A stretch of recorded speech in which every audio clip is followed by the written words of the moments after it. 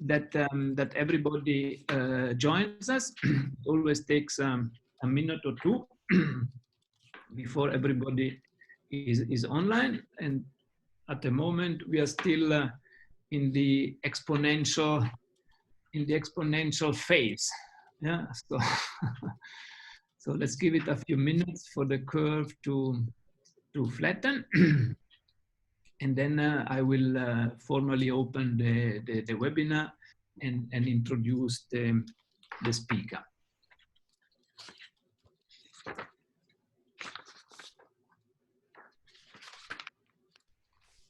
Okay.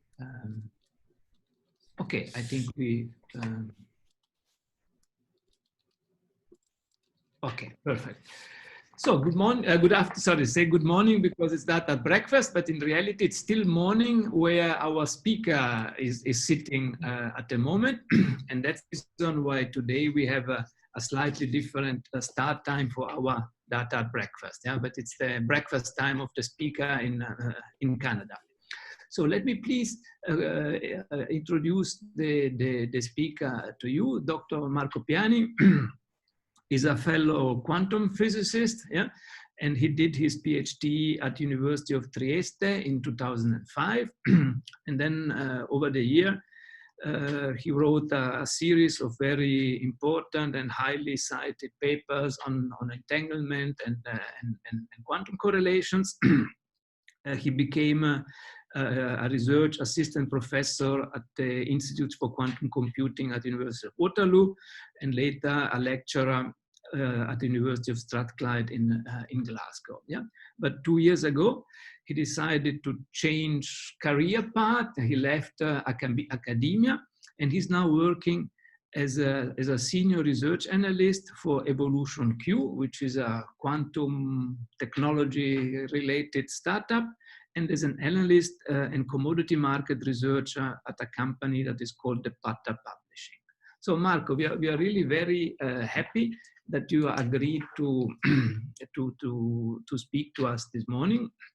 And I must tell you that the background of the invitation, I follow Marco on Twitter, and he posts the most stunning graphs of COVID in North America that you have ever seen. And you will see them just now, and he will tell us a little bit his history, how he became a star COVID designer, yeah, or plot theory designer. Yeah. So Marco, thank you very much for being with us this morning, and I would like to thank our participants for switching to the strange starting time. Next week we will go back to the usual time. Marco, please, people are here for you, not for me. Yeah, thank you. Well, thank you very much, Francesco. Well, it's a pleasure. Thank you for the invitation. Well, I will try to explain during my talk how we arrived here, if you want, including the fact that I am speaking to you at the moment. Thank you for your kind words and about my plotting skills, if you will. But I hope that I'm providing some service to whatever audience is interested in this matter, and I think it should be essentially everybody on the planet. So I'm gonna start with my talk. I'm gonna try to share my presentation, and I apologize in advance. So as for probably many people out there, this is a strange period. Some people, unfortunately, may be less busy, maybe because they have been laid off, and some other people may be busier. So like in my case, I have a young daughter, and my wife is actually a frontline worker. He works at the local hospital. She works at the local hospital here as a screener for visitors. Then she has moved to a slightly different position, but she has to continue to go to work. So a lot of the childcare is on me, and so my time was limited. And I put together just some slides that contain some graphs that I have produced, and I'm going to try to discuss some of the choices and some of the meaning of those graphs. And I think there are several features within Zoom. I must say that since I left academia, I've not given, well, any talk. So I have not been part of this revolution in online talks. So apologies if I don't handle the tool correctly, but I believe it's possible to interrupt me at any time or raise your hand and just let me know if you have any questions. But it obviously is also up to Francesco and Ilya how they want to handle the questions, whether they want to open the floor to questions during the talk. I'm open to that possibility, or reserve them for later. I understand that this is a relatively informal setting, so anything goes from my perspective.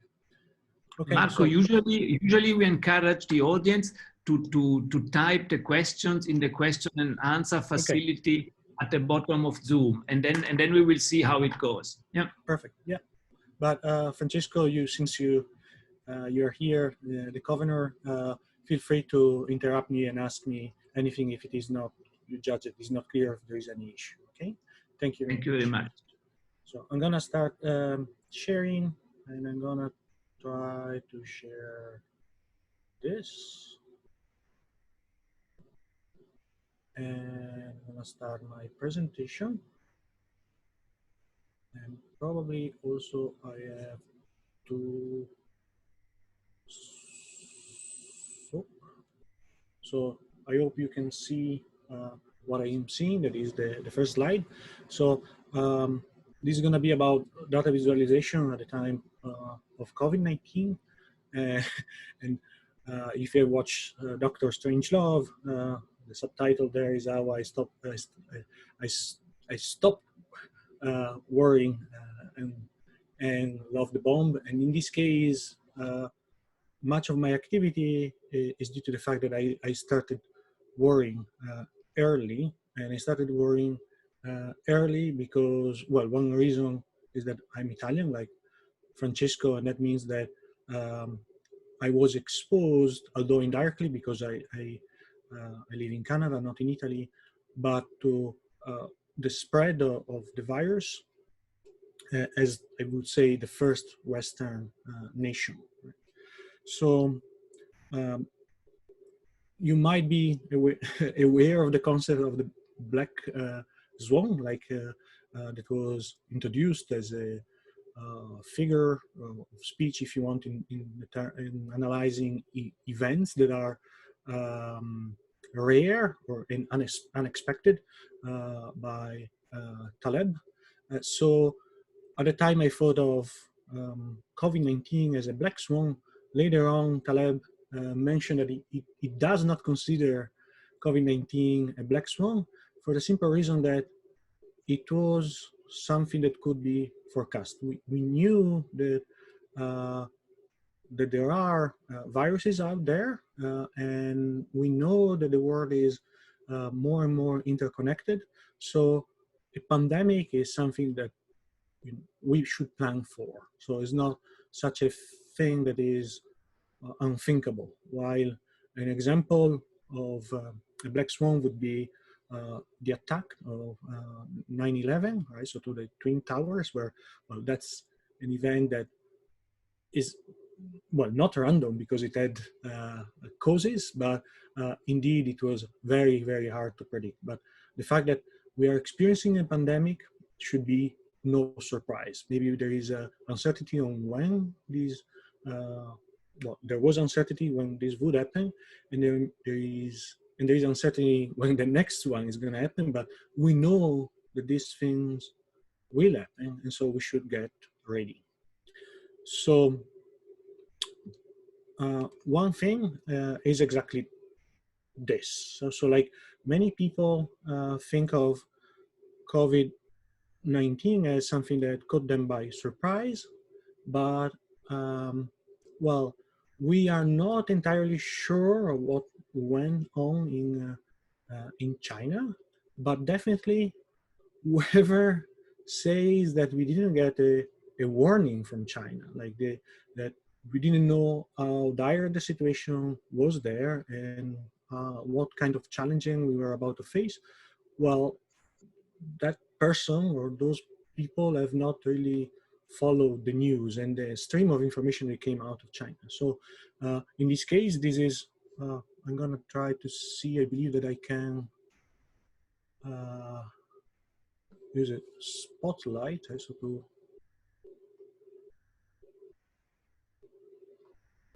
Yeah, so here, I hope you can see.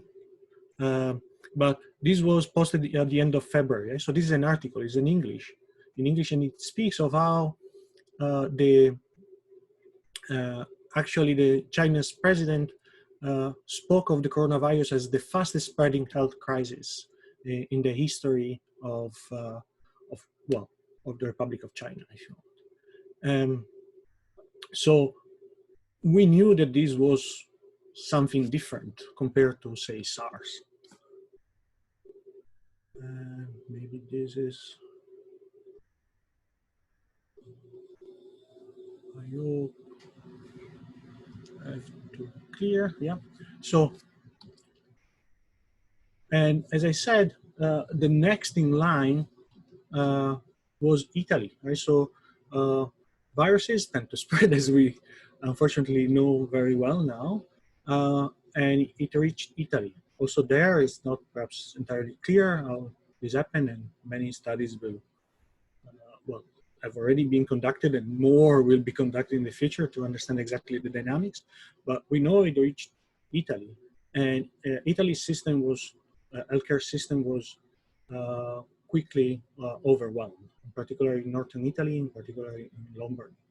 And also at that time, this is at the beginning of March, we already knew how bad this could be. So, and Italian doctors sent out a message, like they said, get ready.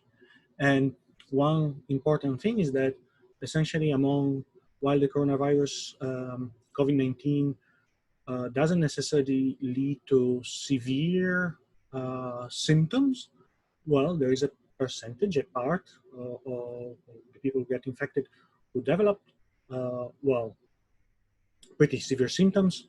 Then these need to be hospitalized, and some of these need, particular care, right? So they need to go to ICU, intensive care units, and may need to be put on ventilators. And the idea is that this level of care, we normally reserve it to some of the patients that go to hospitals, and there is only a limited number of beds where such level of care can be provided. And one major point is that, people discuss a lot about what is the fatality rate of the virus, but it is like these numbers, or even the reproducibility rate of the virus, these are not constants. I mean, speaking as a physicist, they are not constants of nature. So these depend a lot on things that we do and how our system responds to the threat. The system in the sense of healthcare system. So here the idea was that if you cannot provide the proper care, people will die. Right? So like if there are not enough ICU beds, there are not enough ventilators, there are a number of people who could have survived with that level of care, but they will not survive. And that's the point of the overwhelming of the system, at least from the perspective of COVID. So what has happened is that in many places, in Italy and elsewhere, the people who run ICU units have essentially shifted gears and started to produce new ICU beds. So you can adapt existing resources so that you have more capacity, ICU capacity, and to handle incoming patients that require high level of care. So among these people, so I don't know whether you can see my mouse, or every time I should activate the maybe laser pointer here. Oh, we can see the mouse if you want, no problem. Okay, yeah, good. Thank you. So among those people is Maurizio Cecconi. I don't know whether he has now status high enough internationally that you might have heard of him, but he is a doctor in Lombardy working at the intensive care department of Humanitas, the Humanitas Research Hospital in Milan. And he was one of the authors of the article through which, or the letter through which Italian doctors, well, gave this warning to the world. And he was also part of one of the organizers of a network of hospitals within Lombardy.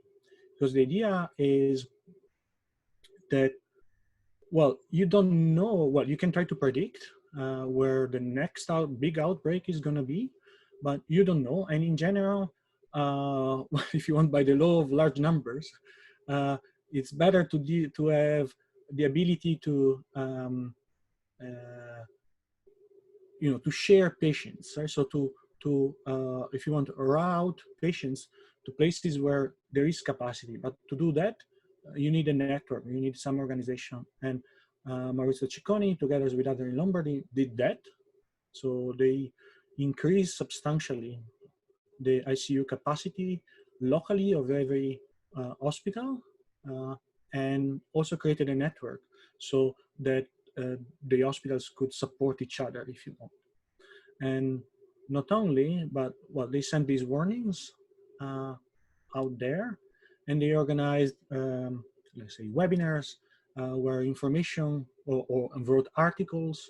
So he was one of the co-authors of the first articles dealing with the statistics of COVID, right? So, like, what is the percentage of people who get hospitalized and then end up actually in the ICU units? How many require a ventilator? What is the what is the distribution of deaths, if you want, according to age? What are the comorbidities that affect the most the outcome? So Maurizio and colleagues did a lot of this, and I'm lucky because Maurizio is actually a childhood friend of mine. So we grew up in the same small town in Italy, about 3,000 people, and we kept in touch. He worked for a long time in UK and then went back to Italy, and he's now actually also, I think, the president-elect of the intensivists in Europe. Right? So there's a major association of doctors working in intensive care, and he's the head of, well, the president-elect for that association.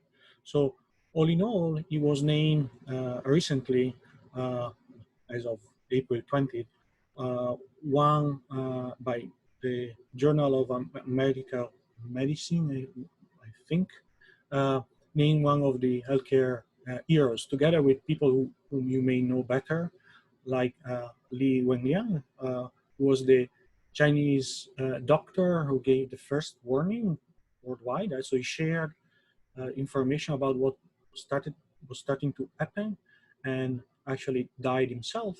And Anthony Fauci, who you know is the director of the U.S. National Institute of Allergy and Infectious Disease in the U.S., and he has acted well in the task force put together by the Trump administration to handle COVID-19 in the U.S. So, but obviously, these are three names among, well, thousands or hundreds of thousands, probably worldwide, of healthcare workers and first frontline workers who have taken the blunt of COVID-19 since the day, well, have to work relentlessly, so without any pause. Maurizio, we have been in touch via phone, messages, and so on. He had not seen his family for, I think, like his children for months, and they work hard, very long shifts. So why am I saying this? Well, I Italy was, I'm Italian, and Italy was far away from me, living in Canada, but was hard hit.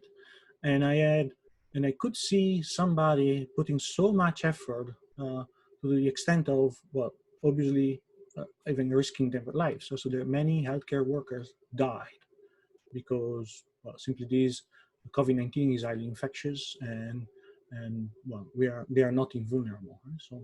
So the point is, well, given this situation and given this kind of example, so and we have been competitive, no, but like given this kind of example, the question is, what could I do? So I ask myself, what can I do, seeing this, and I what was I was afraid of was like that not many people were paying attention. So I think that already at that time, and I had experienced myself that um, we could see the sign of what has been perhaps one of the um, worst, or let's say one of the major contributors to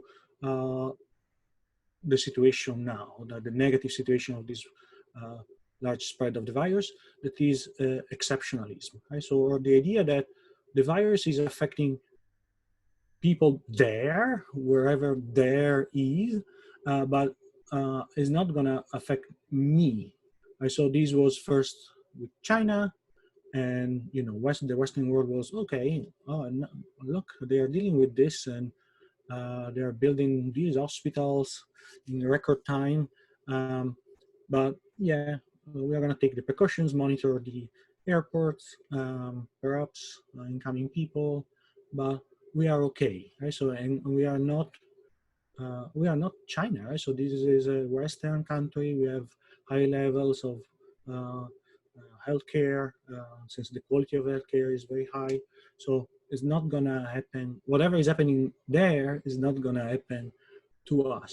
But that's a false assumption, right? So then I think that now we know that, but incredibly, this has happened again and again. Right? So when it arrived in Italy, well, other European countries thought of, well, not necessarily badly of Italy, but they thought that it was something happening in Italy, and then it spread in Europe, and it was something spreading in Europe, right? So, and uh, until very recently, well, maybe that's one of the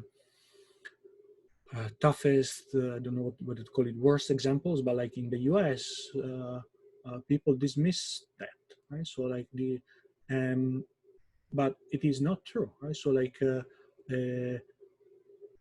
we tend to minimize or underestimate how good other people and other systems might be, and this is dangerous because then we think that we are exceptional. So, and as if, I mean, being Italian, uh, so having seen what was happening in Italy, uh, having that friend, and being a physicist to understand the notion of exponential growth, I think, better than the average person. Well, I was afraid that, well, or almost certain that would happen also elsewhere, even in Canada, and I was afraid that people didn't know that, right? So that and so what I started to do was try to warn people, at least people close to me. And so, for example, this is an email that I started before becoming a plotter. I started being a spammer. So I sent out an email to uh, people locally, say in Canada, but also elsewhere, in Spain, telling them, oh, well, things are not right, so get ready. And I try to explain, right? So I don't know whether you have seen this comic. So this is, or whether you know about this author, so XKCD, right? So here's the situation. This line is here, right? So, but it's going up toward here.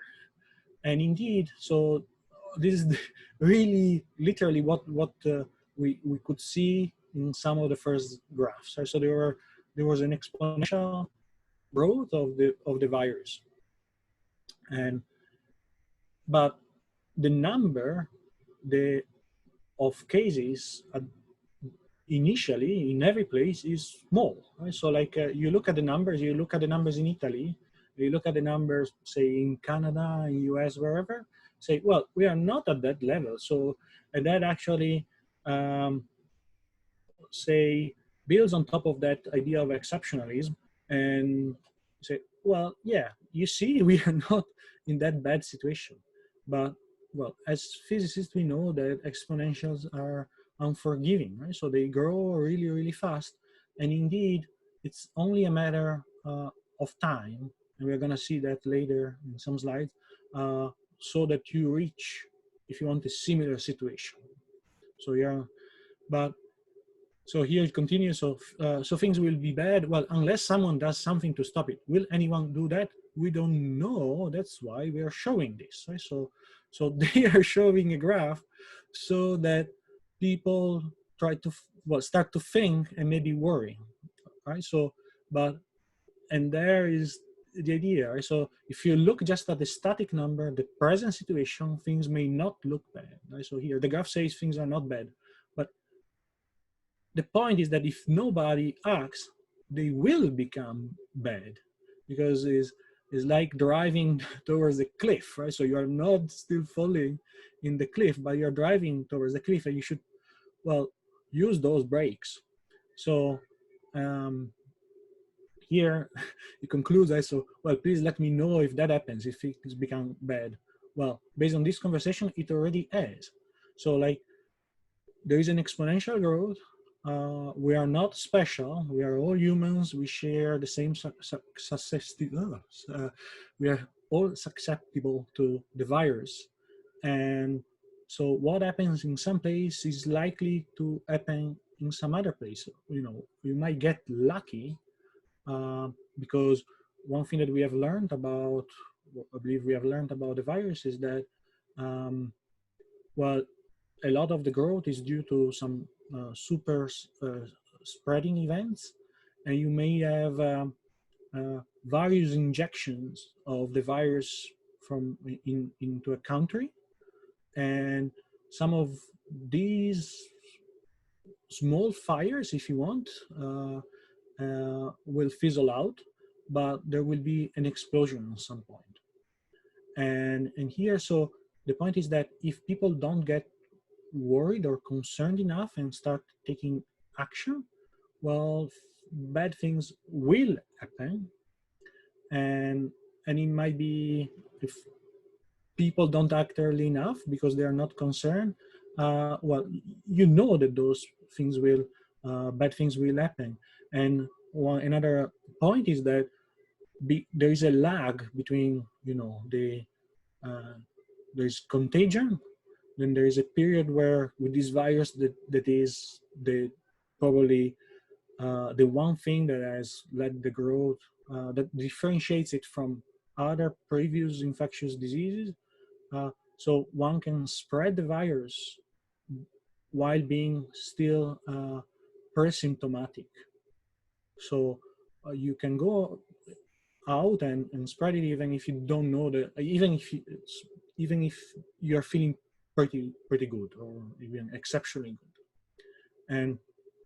And the more people will get infected, and you will only see the effect later on when they develop symptoms, or they get tested and the test is positive. But there is a lag between the event of the spreading, the testing, even later, the hospitalization, then the worsening of the conditions, going to ICU, going on ventilator, and potentially dying. So there is a lag. And if you, for example, were to only check, well, how many people have died of COVID? Oh, it's 3. Oh, then we are all right. Well, that would be a very bad idea, right? So you want to know as soon as possible what the situation is, and take measures based on that, knowing that, well, almost with mathematical precisions or physical precision, there will be some evolution. So we have models for how infections spread, and well, we roughly or even pretty well know what is going to happen. There is a lot of uncertainty in all of this, but just the assumption that small numbers are going to stay small, or that we are doing well because the present numbers are small, is one of the worst things. So when as part of that email, that message through which I try to inform people, I also inform them of this idea, right? So like that, you are probably familiar with, of the flattening the curve, right? So this would be the curve of daily cases, if you want, or infections, uh, and the idea is that there is a certain capacity for healthcare systems, and we might very quickly overwhelm it because of the exponential growth, right? So this is, well, either you think of this capacity as fixed, or, well, it is adaptable. I already told you that, for example, in Lombardy, but also essentially in all other places, they increase their capacity, but this capacity cannot grow as fast as the virus. So you can, this dash line can go higher, but you need to flatten the curve. Right? So the number of daily cases should never be too many. Otherwise, well, you are not able to provide the level of care that the patients need, and the case fatality rate goes up, right? So the case fatality rate is how many people die among those about whom we know that they got the virus, right? So, and we knew already at that time that the case fatality rate in Wuhan was very high and much higher than the rest of China. And this was because the system in Wuhan, in that region, got overwhelmed. So even people who could have survived had they been given the proper care, well, they died instead. So this is the kind of message that I try to, and the way in which you do this is, well, stuff that now hopefully everybody knows. Right? So the virus spreads, it needs, well, some interaction between the carrier of the virus and the people who may get infected, and then use the number of contacts, like this is the isolation, the physical distancing, and then you can reduce the probability of contagion even for any kind of encounter that you have by doing things like washing hands. So all of those actions lead to. So this was the message that I sent out. At the time, it was just a few people. It's not the. But then I also, well, started looking at Italy more in detail and keeping track of what was happening in Italy. And this was because I thought this was necessary, right? So that people should know what was happening. First, to be concerned that, and so that they could take the proper actions to, say, flatten the curve. And second, it was to, well, give hope when things got better. So see what you're doing now is working. Keep doing what you're doing. We are gonna, well, get out of this. So this is one of the first kind of plots that I did. And because of my job in particular at the trading company, if you want, the publishing company, well, I got more skilled at using Excel. This is just a plot made in Excel, where I tried to get, Italy actually was pretty good because they started sharing even on GitHub, right? So like a repository with all the data and provided in pretty good detail, right? So you would have the daily deaths, how many people are self-isolating, how many people are hospitalized, and so on. And I thought of my job as that of taking that data and putting it in a form that was digestible, right? So, and also that you should not go through several graphs to understand, to have the big picture of what was happening. This was one first example. And already here, you start to see that there is this other important parameter that is the number of tests, right? So, and in general, there are three major things that people look at as numbers go, like cases, and it could be total cases to see how many people have been infected overall. Could be new cases daily, how many turn out to be positive. It could be active cases that are those people, you know, people get the virus, they might just recover, and then they are still alive and they don't spread the virus anymore, or they may die. But both those people who die and those who recover are not spreaders anymore, right? So this is important. Then there are other pieces as these hospitalizations. So you want to know, sorry, of those three numbers. So you have the cases. People care also a lot about how many people died. Obviously, at the end, that's the major figure that we want to keep low.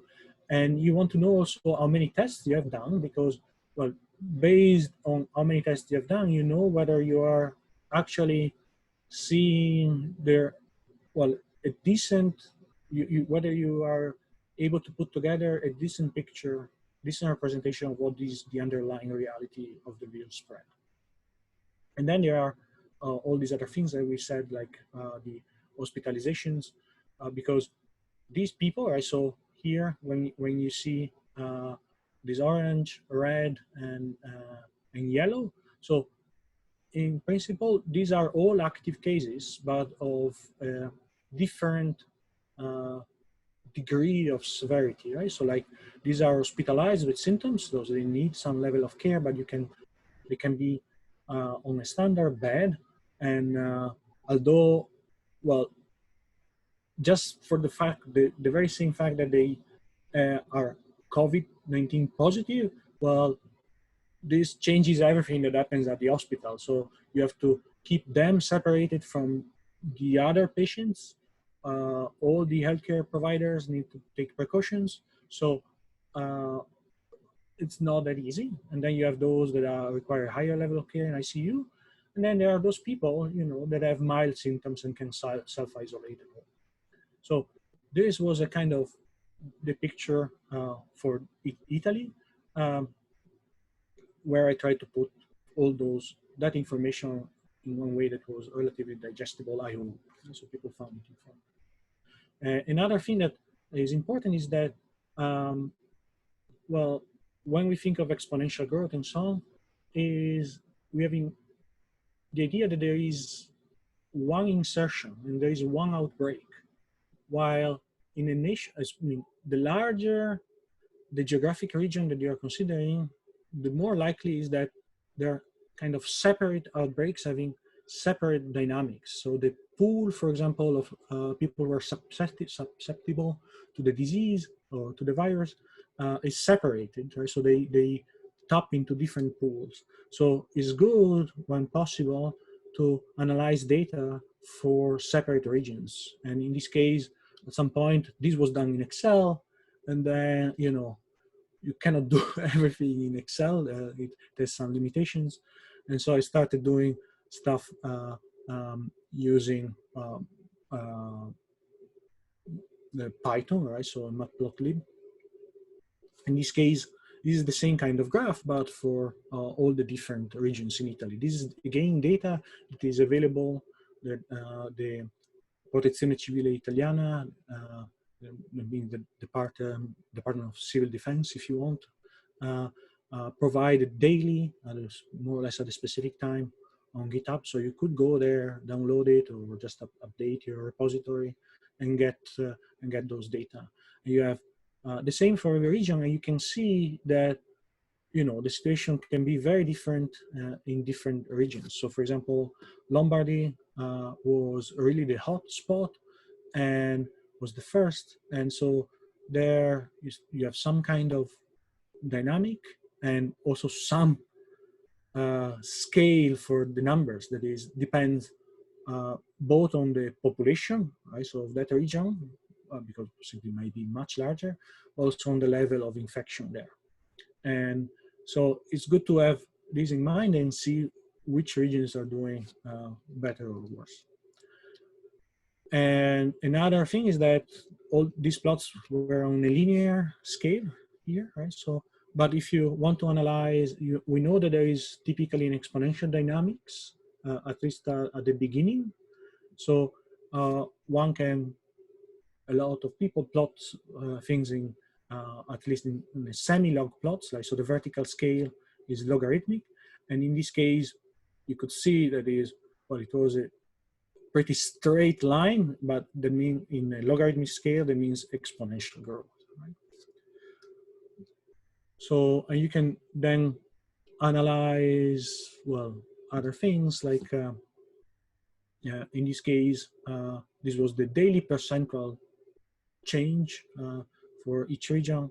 And it was just, again, data analyzed at the local level. For a while, I looked worldwide at Worldometer, right? So that is a pretty popular place, and I try to, well, take the data from there and just put it in some way that I thought was useful, and I share this kind of tables so to keep people updated, and obviously there was stuff that was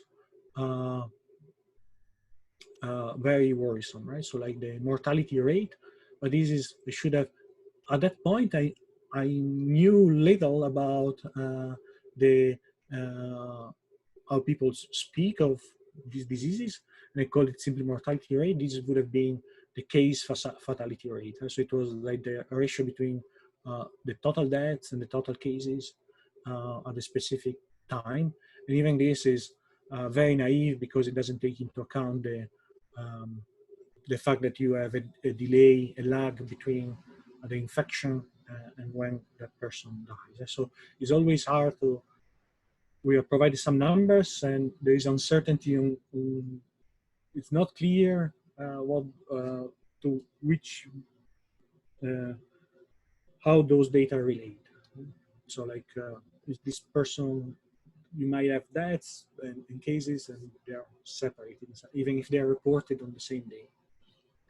So one thing, so this was about information, and then I'm gonna go quickly here to motivate, I try to motivate my compatriots. I saw here, well, Francesco might recognize this. This was the ballot at a time when we had, Italians had to choose after the Second World War whether they wanted to be a republic or to stay, well, a kingdom essentially. So like to have a king and a monarchy, sorry. And here, well, the play is that coronavirus means crown. Right? So corona means crown. So here I invited them to choose for the republic.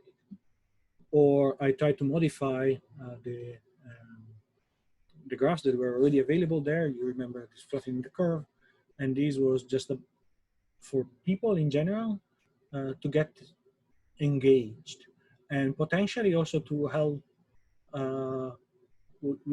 sometimes we don't think of certain categories of people who may not fully understand, and this includes like children, right? So like if you may want to still to explain to children that they should wash their hands very well, or take some precautions, or try to tell them that they should not go and hug the first stranger on the street, right? So our daughter, for example, had this habit of as soon as a person was looked funny or interesting, she would go to them, and maybe this could not go on.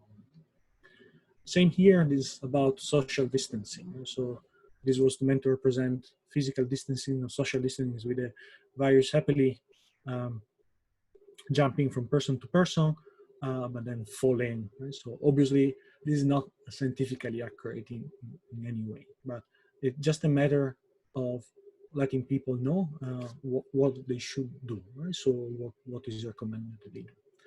And there was also the idea of starting to analyze separately. If you know then there is a focus on a certain region, that region perhaps even add measures applied differently or at a different time. Well, it's good to know that, so that you can see the effect of those measures, and again provide motivation for people to adopt those measures. In this case, is the cases in Lombardy decline as percentage of all the cases in Italy. One reason being, well, that the Italian outbreak spread to the rest of Italy, but also that in Lombardy certain measures were enacted before. So, and one person that you might know about is John Murdoch from who works for the Financial Times. He was one of the first people to really point out the idea of a trajectory.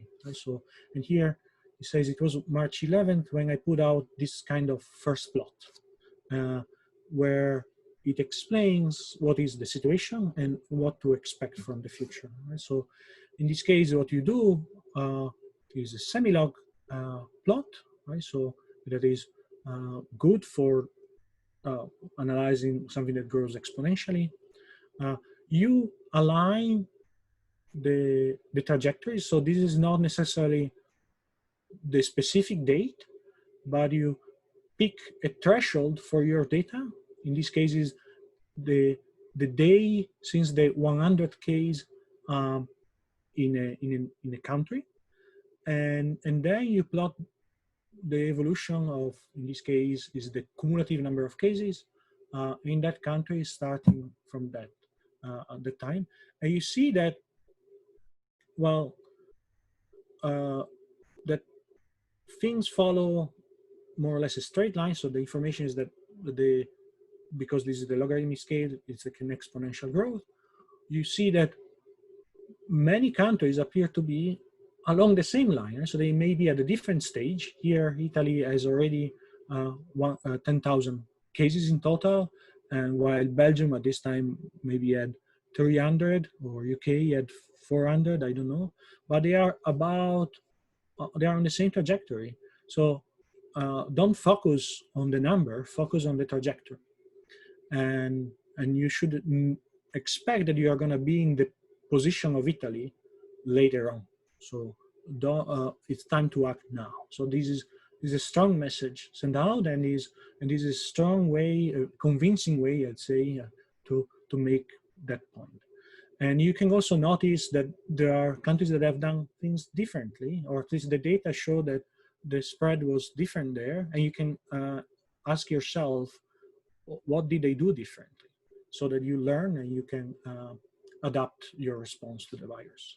So in that sense, these plots are informative. They tell you where you are. They tell you where you're going, or potentially. Right? So, and is in terms of, if you don't act, it's likely that you're going to end up there. Please act. So they provide motivation. And this is my attempt to the same kind of plot at the beginning, using Excel. Right? So I think you can see a difference in quality. And one thing was also that I did not like the idea that countries were compared in absolute numbers. But for whatever reason, John Murdoch focused for a long time on this total cumulative number of cases, not correcting for population. And his idea was that I believe that his main reason was that he was really focused on the idea of the trajectories. And indeed, it doesn't matter whether you correct for the population, the trajectory is going to stay the same. If you deal with a logarithmic scale, dividing by the population to obtain the number of cases per capita, it corresponds just to a shift of the trajectory up or down, but doesn't change the inclination, the slope, right? So, but still I thought that it was interesting to consider, well, first I became a bit more sophisticated, so this is already now in Matplotlib. And I started to exclude China because China was so much more in the future that it made it impossible to have a nice plot. And the situation there was, at that time, was not worth following much anymore because, well, they had controlled mostly the outbreak. And I moved from total confirmed cases to density of total confirmed cases. And it is funny because that actually led to a surge of interest by people. I started posting this on Twitter, and I shared that on John Byrne Murdoch posts, like saying, "Oh, if you're interested in numbers per capita and how it looks, then this is it." And people were interested in that, right? So they thought also that it was reasonable. So this is the same plot or similar, right? So, but per capita. And it tends to, well, correct for the large number of population. So the United States here for total numbers could be, at that point, was large, but it has also a large population, and it gets goes lower. You cannot see it there. And now I'm gonna just go perhaps quickly. So these were the kind of initial plots that I experimented, and the idea is that I've learned on the way. Right? So, oh, wouldn't it be nice if more information was provided, because people wanted to know both the total cases, but also the per capita, and then you want to know whether countries are starting to bend the curve so that you move from the exponential behavior to something different. And so this is a kind of the seeing like this overwhelming, too much information plot. Right? So these are many more countries plotted. Each one has its own trajectory, again, from starting from a certain threshold in terms of density of cases. But then one thing that I did was to, well, I can use the marker to indicate how many total cases there are in a place, and I can even do more. Right? So in this case, this is a zoom in. You have the various countries with their, this is the cumulative confirmed cases per capita.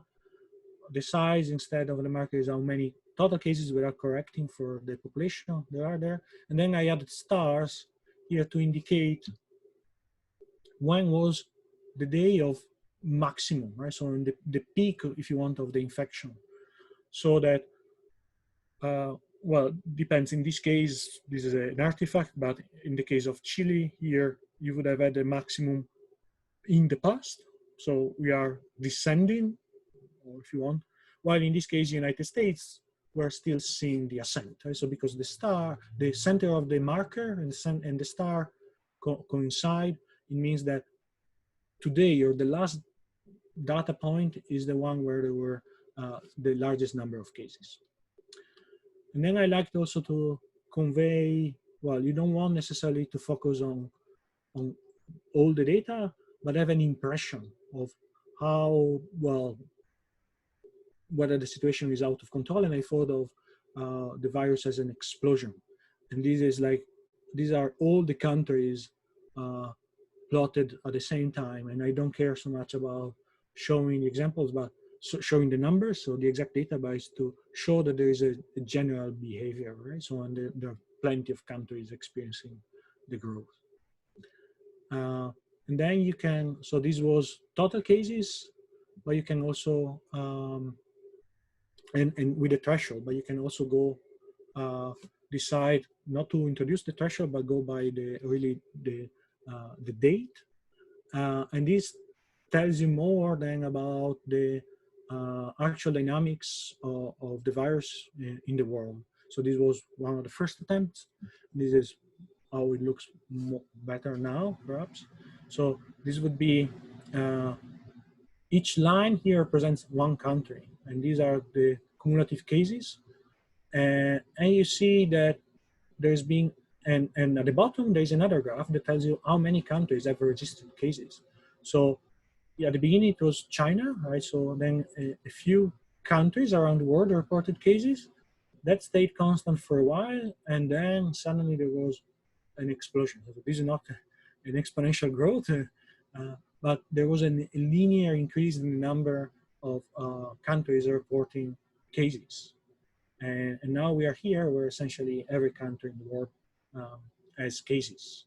So this, and I think that the word, and this also allows you to maybe to assess, well, when would you have, say, panicked, or when would you have thought that the situation was, well, getting worse and worse? When did this become a pandemic? Definitely, it's not a pandemic if there is just one country affected, right? So, but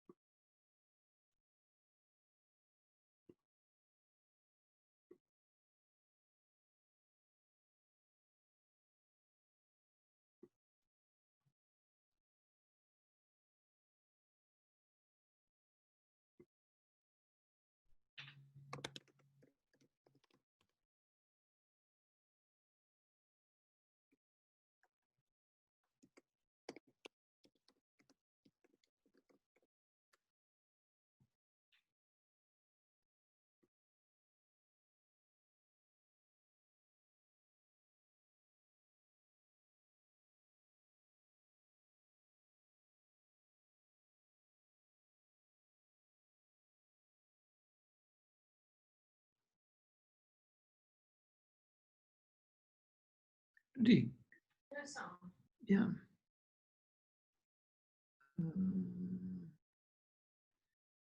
Marco, sorry, I think we cannot hear you.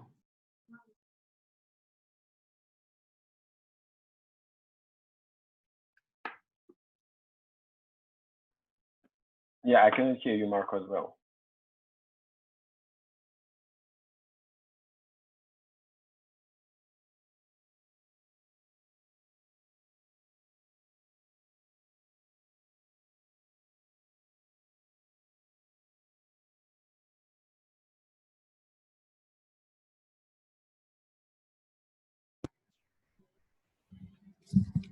better? Yes. Yes, thank you. Thank you. Now you are back. Thank you very much. Sorry for that. Hopefully there was nothing exceptionally important that you missed. I was just trying to explain the idea that that there are these kind of graphs contain a lot of information, and so they might be difficult to digest. I still make an effort to make clear, right? So in this case, it's like you can, because it's still a logarithmic scale, and I tried for the cumulative cases you can only grow, but for daily cases you can also go down, thankfully. And so I introduced the idea of having lines that indicate a potential exponential decrease. That is what you might also expect, just maybe with a lower speed. So, and in general, these contain information like it tries to be color coded. So if your marker is red, well, the situation is not great. And indeed, the color corresponds to the percentage, that is how close to the maximum of daily cases historically recorded in that country you're having at the moment. In this case, Brazil is still growing, well, pretty exponentially. And so today, or the last data point, still smoothed, perhaps you are at the maximum, and this is how many cases you got. That is a lot. Still, the graph is daily per capita. Okay, so and you can do that kind of exercise with groupings to understand how the virus is spreading around the world, and also less cramped. So in this case, so I'm using one thing that I didn't mention to study things worldwide. That's an endpoint I switched to using our world in data. It is a great resource. They existed before the coronavirus. They keep track of all sorts of data that reflect the condition of the world. And obviously, in recent times, they focus a lot on the coronavirus. They provide a data set that is based on the European Center for Disease Control, but covers the world, and is a clean, neat data set that contains a lot of information, and they already try to provide in the same data set information about stuff that you might be interested in. Right? So obviously, if you want cases, deaths, and tests, but also what is the average age, what is the level of poverty. So this is all in one graph, and you can explore data on their website. So, but here you can see. So this was updated. The graph that I used here is on June 29. So that unfortunately, well, besides also Oceania, most of the world is still dealing with the virus in a heavy way. Europe is doing well, say, decently, but cases, well, went down, but not exceptionally. They're still, this is all of Europe, not only just the European Union, but places like, say, Africa, it's growing, and tests are not probably, Africa is not testing in general as much as, say, Europe or North America or United States, but they see a pretty exponential growth, same for Asia. So you see that there is still a lot happening. Interestingly, if you think in terms of density of cases, both North America and South America, well, if these two circles are coinciding, it means that they are presently they are experiencing more or less the same number of cases. We imagine that in North America, particularly the US, they're testing a lot, but it is kind of strange to see that there is a kind of one number for the Americas. So here was just a zoom in to, again, trying to put as much information as possible in one place. And one reason for doing that is that I try to convince people, and unfortunately, there are COVID-19 deniers of COVID-19. And so they would say, oh, we are not doing that bad because our number of cases is not as large, or the dynamics is not like this. And well, it might not be as bad. Some places may not be as bad as other places, but we don't want to be complacent. So like, and the idea of having one graph is like people would be convinced more easily. Where you can point in discussions when you try to convince people, please, you should be careful. You should try to social distance. You should potentially wear a mask, whatever, is to be as convincing as possible without letting them, you might know this kind of discussion dynamics where you point out something and they say, that's true, but. And so you want to avoid that for the sake of, well, reaching the result, but also for the sake of time, right? So that you don't want to go after, try to convince one person, putting one graph after the other. You say, well, this is it, right? So this is the situation. So you see that is bad and you should do something. So that's one goal there. One thing that people in the United States particularly got interesting in is the comparison between the United States and the European Union. This is a relatively fair comparison. There are Western, if you want, geographic regions, they're rich countries, a relatively similar population size. Well, the structure, we don't have the United States of Europe, right? So, but still, you know, you have various countries that share something. There is maybe freedom of movement. So it's good to compare the situation in the two to decide, well, it's not shaming and it's not a competition. You don't want to have definitely you don't want to have the most cases or most deaths, but also it's not that we are running the best tests. So it's, you want to understand, did they get it under control there compared to here? Are they doing better? And if so, why? So that's one goal of comparing the things. And this was in logarithmic scale, and this is in linear scale. And as you know, well, the United States are experiencing a new growth that is pretty much in the last 2 weeks, I'd say, 10 days, 2 weeks, again, exponential. This is maybe, I'm not sure that I'm doing great with time, but I wanted just to point out one thing that I at some point I started plotting and people got interested in was this kind of time scales. Right? So where is essentially there are ridge plots. So ridge plots are those plots where you plot a series, but I try to put an order. Right? So this is not alphabetical order, but is order of the peak of cases in that country. So independently of how big that peak was, one compared to the other. So in this case, well, we know that Spain, Austria, and Italy experienced the explosion at the beginning, the peak, but all the other countries followed. But there are some countries that are still dealing with large numbers. Right? So one famous example within Europe is Sweden. Right? So, but Romania, you should expect, well, I don't know, I hope that they may stay there, but they they have experienced a kind of a second wave. Right? And this is the detail of that, just to show this again is normalized to the maximum, and here I try to present also the total number. You can do, sorry, it was duplicated. And one thing that I tried to do was the comparison, then also the level of states or countries between Europe and United States.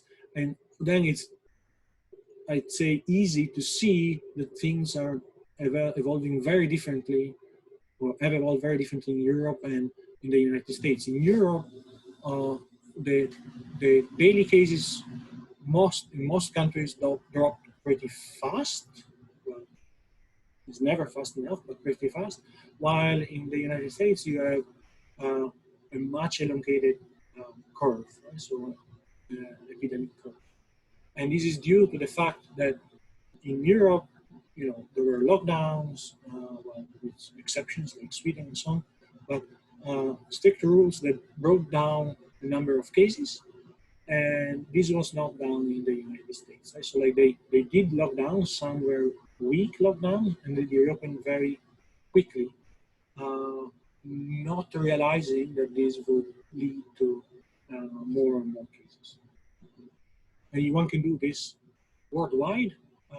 And in this case, what I have is a color code here also for the geographic regions, so that you can realize that indeed the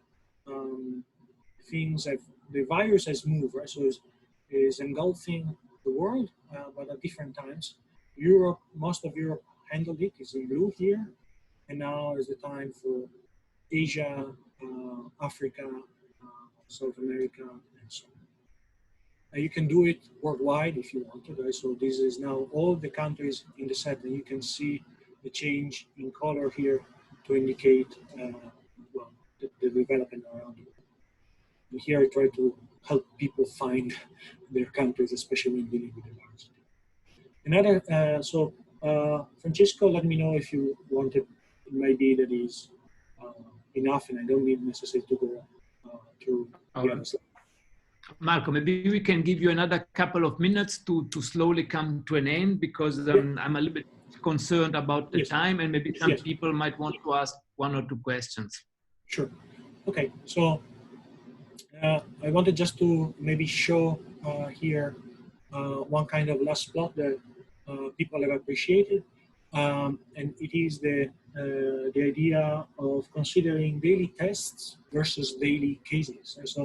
So far we have seen one of the variables, I mean, there was something that was function of something else, and that something was cases.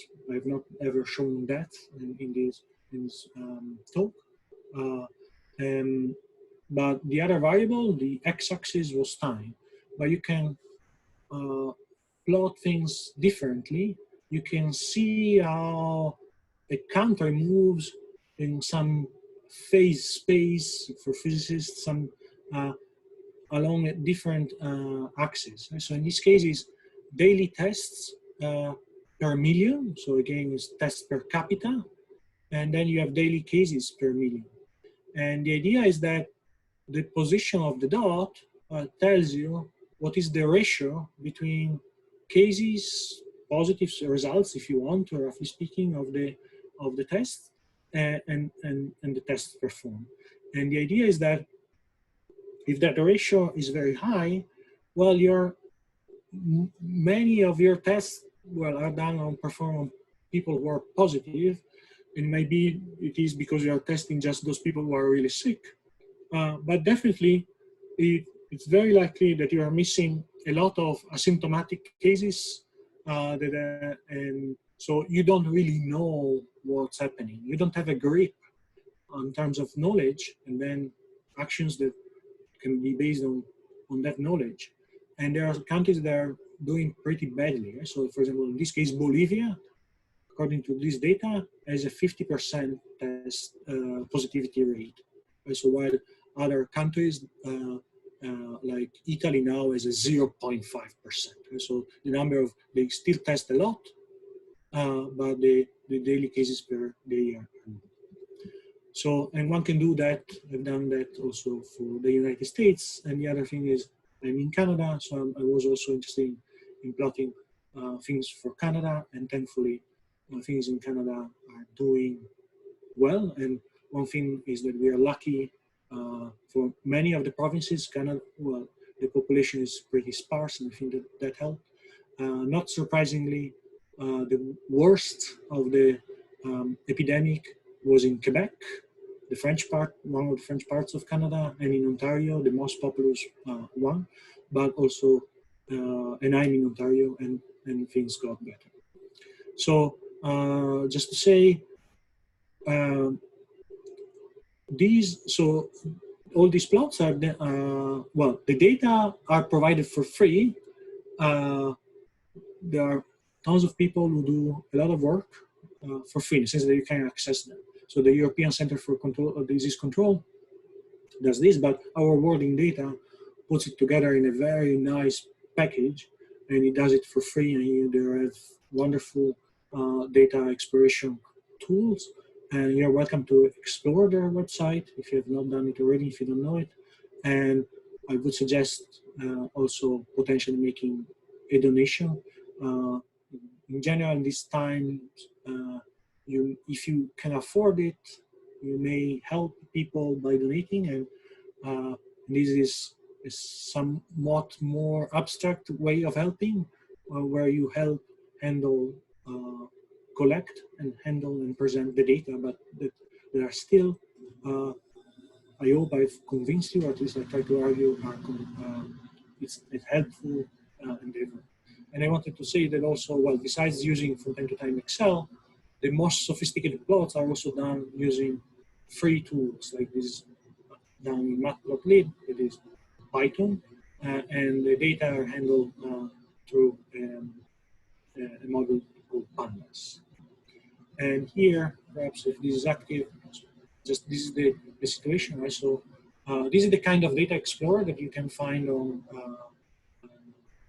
our working data, where you can choose your countries, you can choose the cases, the deaths, the number of tests. You can check whether you want to think in terms of cumulative cases, daily cases, and so on and so forth. So you can imagine there is a lot that you can explore, and there are also, you can have auto animations that tell you how things, in a sense, have evolved.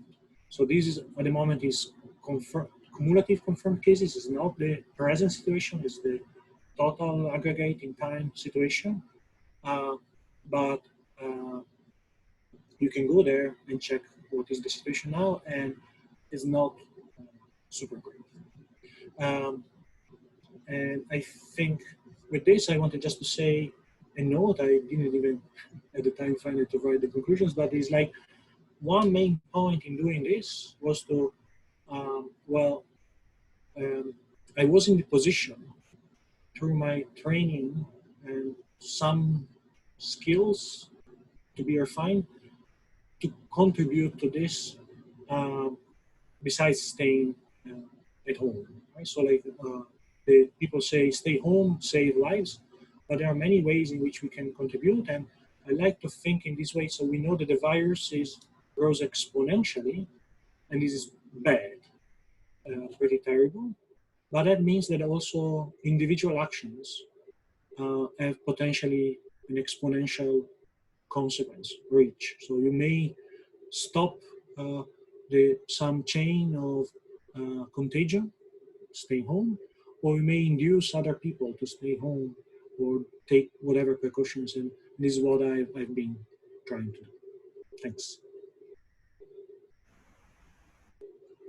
Yeah, thank you very much, Marco, for sharing with us your very personal coronavirus story. Yeah, and for sharing yeah, some anecdotes of your relationship to COVID, and the history of the development of your graphical interaction with the spreading of the virus. Ilya, are there some questions for Marco? Not really. It seems like people. Then, Ilya, I would suggest, do you have a question for Marco? And then we can ask, in the meantime, maybe the audience, by raising of their hand, to ask their question, and I will then allow them to talk if there are some questions. Marco, so you will use as a data source. You use this broadly this source, and how you would compare this source, the quality of the source, compared to the Johns Hopkins data set?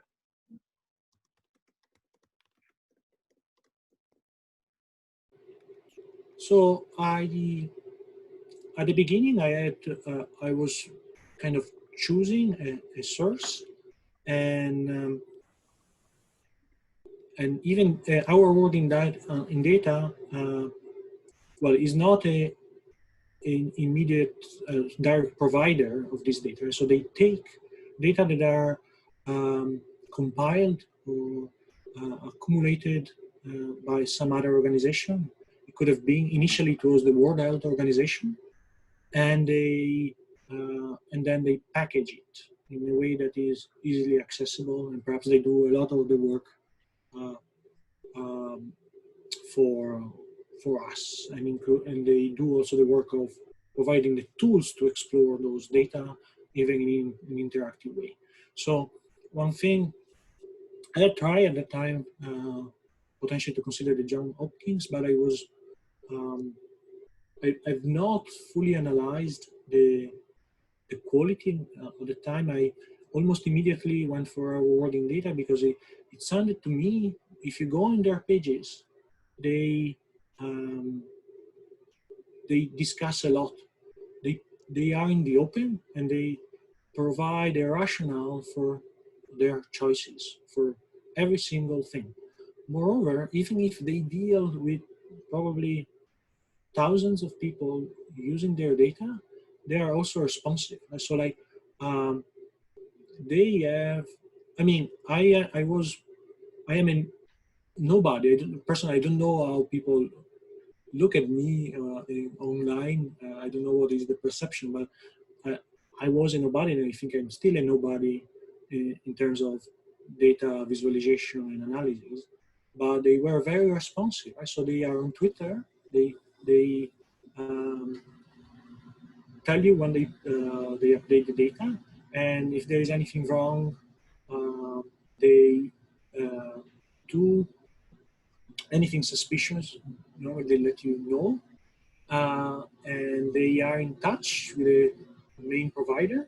So say today, if you go and check, is a strange day, because yesterday actually the UK revised the total count of the cases, and so today they report a negative number. If you look at reported date, today is an adjustment, so it goes down to minus, I don't know what it is, 30,000 or 3,000. I don't remember what was there, but it was a big number. So like, and they are discussing how to handle it with the European Center for Disease Control, and so to me, that transparency has a lot of value, and also there's a responsiveness. They have changed their data set on request. So like at some point I asked them, could you please put this piece of information in your data set? That would be helpful. And they did it. So like it's a nice thing to have access to a high quality data set that it can be very easily explored with their own tools, and then you can embed their visualization tools. They're pretty efficient also compared to what I see. So all in all, I'm pretty happy, and I never really felt I was sold in a sense, and I have not compare the sources. I did a comparison for sources in the United States, checking that more or less they were similar between the COVID tracking project and another source for the American, the US data, and the New York Times. So there are these private endeavors that is also telling, in a sense, that people of the US situation that people had to rely on, while in Europe, right, so at the end the data are done by the European Center for Disease Control. So our world in data based its work on that. But in the United States, they are combining all the data sets from the various places, and it's not done at the federal level in a prompt way. So it's a bit weird there. So, but we are lucky that there are some other sources, and those sources there in the United States are pretty comparable anyway. But we are lucky that I think we are very lucky that we have somebody who's doing the work with our modeling data.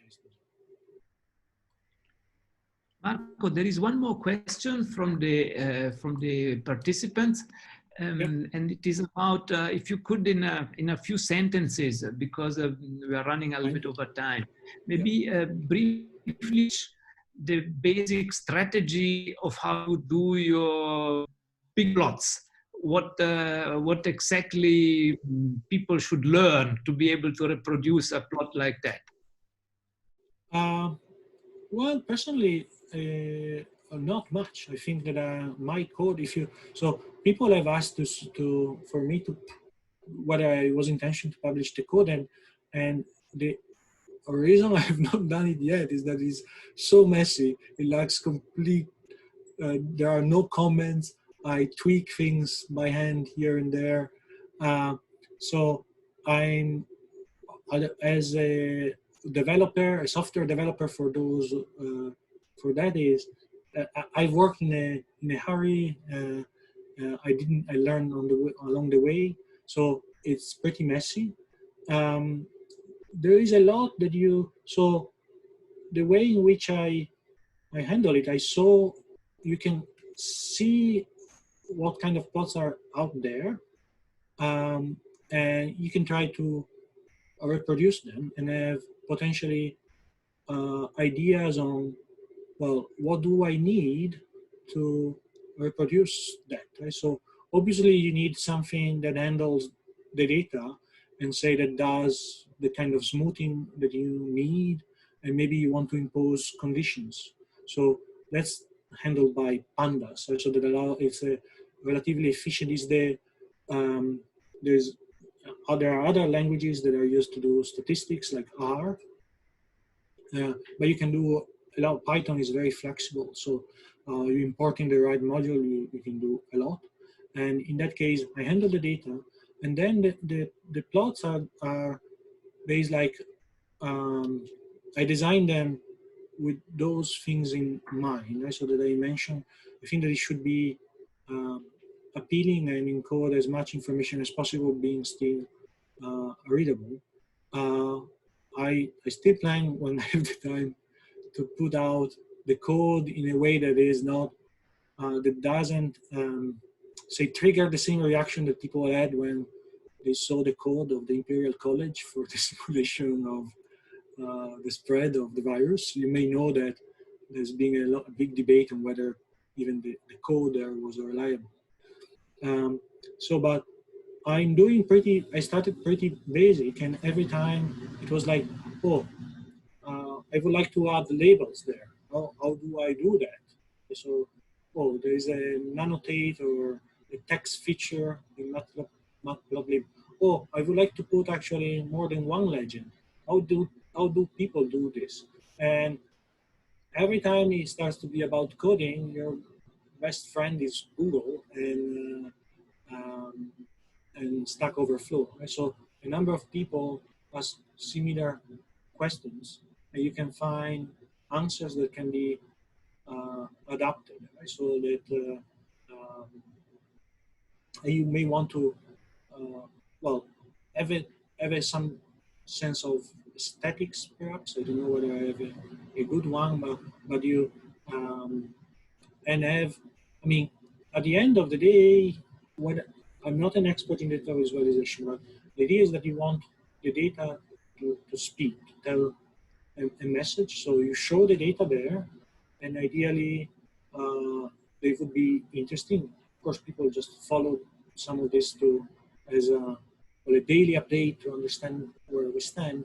But you may want to tell a story. Right? So say, oh, this is happening here, and you can see it from this. So, and all the rest, like the coding, is based on that. And finally, there is a community of data visualization. And so people at some point started commenting on my plot saying, oh, that's not right, or people are likely to misunderstand that, or you could do this. And I've tried to take on those messages. So you want to be responsive.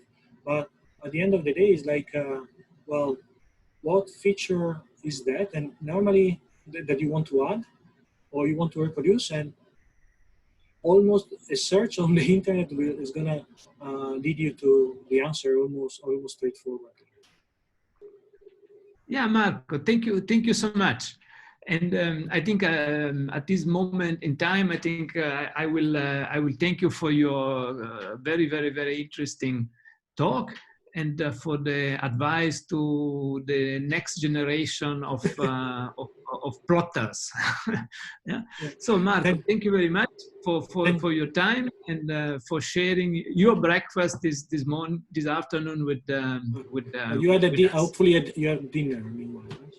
Yes, we are slowly getting ready for dinner. Yeah, slowly. So we still have a tea maybe before that. Yeah. Okay. Thank you very much so thank you for the invitation. Absolutely pleasure to have you with us. And thank you to all the participants, and sorry that we went a little bit over time. So Marco, I apologize for that. Again. Thank you. And we will keep following you on Twitter. Yeah, thank you very much. Thank you very much. Bye. Bye. Bye.